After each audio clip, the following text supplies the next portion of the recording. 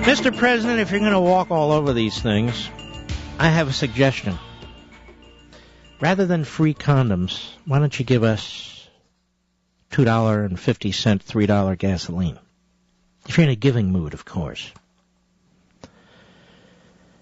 And apparently the president's going to continue with this lie about the highest production we've had in 8 years, insinuating, if not flatly stating, that he's responsible for it when it comes to oil and gasoline.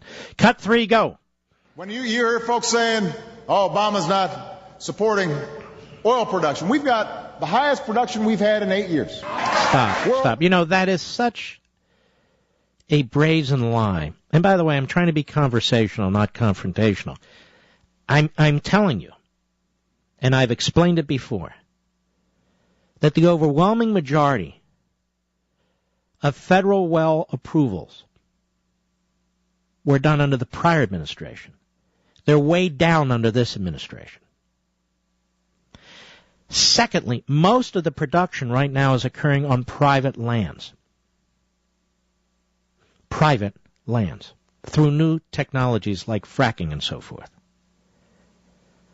Not only has Obama not had much to do with it, as I use a double negative because it's required in this case, but he's been obstructing these efforts.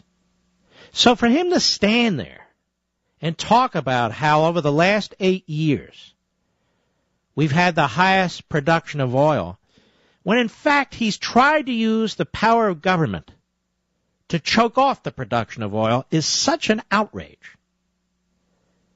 And the media just reports it as he says it. Opening up millions of acres to new production. Millions of acres to new production. Number one, I have no idea what he's talking about, and neither does anyone else. Number two, much of the acreage that they claim to be opening up is already known not to be accessible to current technologies and all the rest of it. In other words, he's opening up areas he knows that can't be profitable and can't even be accessed. That's how diabolical this whole argument is.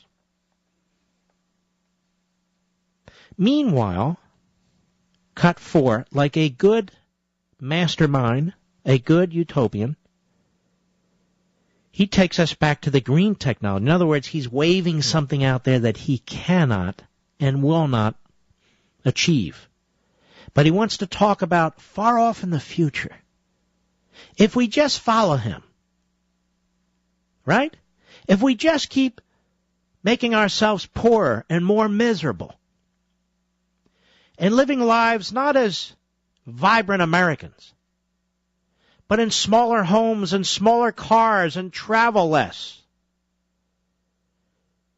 well, then we'll be okay. We'll be successful.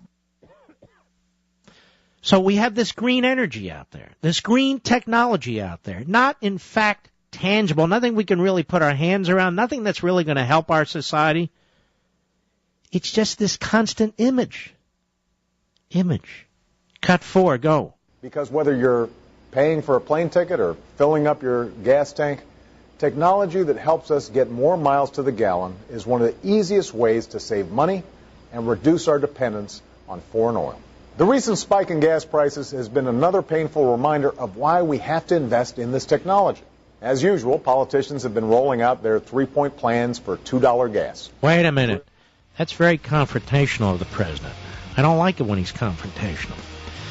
That said, ladies and gentlemen, he has no idea what he's talking about. It doesn't matter that he has no idea what he's talking about. He's going to run his campaign on diversion.